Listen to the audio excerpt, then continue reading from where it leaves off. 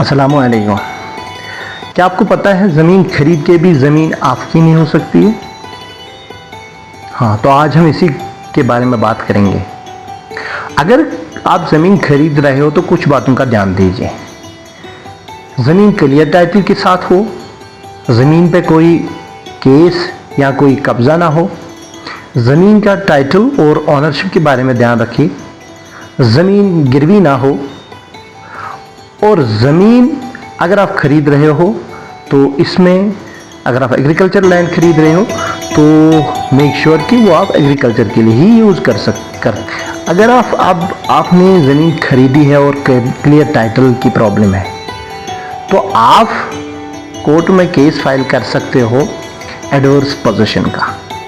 अगर गिरवी ज़मीन है और आपको पहले पता नहीं था, अब आपको पता चला कि ज़मीन गिरवी थी, तो आप कोर्ट में केस कर सकते हो ट्रांसफ़र ऑफ प्रॉपर्टी एक्ट 1882 के तहत।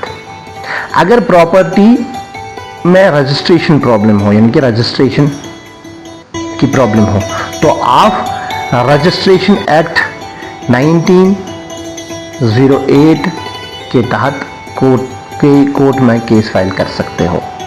अगर आप नॉन एग्री यानी कि अगर आपने अब एग्रीकल्चर लैंड खरीदी है और इस्तेमाल किसी और चीज़ के लिए करना चाहते हो, कमर्शियल के लिए या किसी और के लिए, तो आप CLU कीजिए, जो रेवेन्यू और डिविजनल कमिश्नर DC द्वारा किया जा सकता है।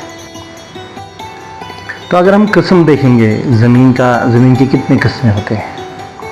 एक होता है रेजिडेंशियल, कमर्शियल, एग्रीकल्चरल, इंडस्ट्रियल या रिक्रिएशनल, बैरी लैंड, वेस्ट लैंड, वक्फ लैंड और government manage land. Government manage land वो लैंड होते हैं जिसको गवर्नमेंट द्वारा मैनेज किया जाता है।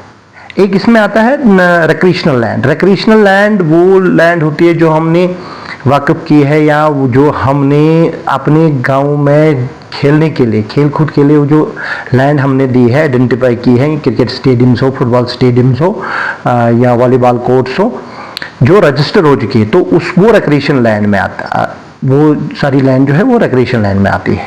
बैरी लैंड होती है, बैरी लैंड जो है वो एक जिसको हम आज गैर मुमकिन लैंड बोलते हैं। गैर मुमकिन लैंड, जो गैर मुमकिन मतलब कि कश्मीरी में बोलते थे यतना अलबैन वश किया था, फिर गैर मुमकिन। एक्चुअल गैर मुमकिन वो था जिसमें हम कोई कल्टिवेशन नहीं कर सकते।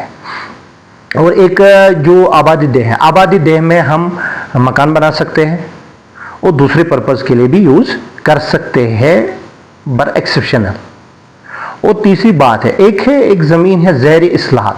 ज़ैर इस्लाहत ज़मीन है। किसी का क्वेश्चन आया था कि ज़ैर इस्लाहत ज़मीन पे हम क्या मकान बना सकते हैं? हाँ, ज़ैर इस्लाहत ज़मीन को मकानों के लिए यूज़ किया जा सकता है, एग्रीकल्चर के लिए भी यूज़ किया जा सकता है और कमर्शियल के लिए भी आफ्टर CLU यूज़ किया जा सकता है। लेकिन एक बात का ध्यान रखिए, अगर कोई घासचराई या स्टेट लैंड खरीदता है तो उस पर कुछ दाराएं लग जाती है, जैसे कि एक्ट 1882, एक्ट 1908 एंड IPC धारा 1860। अगर किसी ने घासचराई या स्टेट लैंड को खरीद फरोख्त किया, दोनों पे ये लग सकती है। तो इन बातों का ध्यान रखिए। तो नेक्स्ट वीडियो इंशाल्लाह होगी हमारी टूरिज्म पे।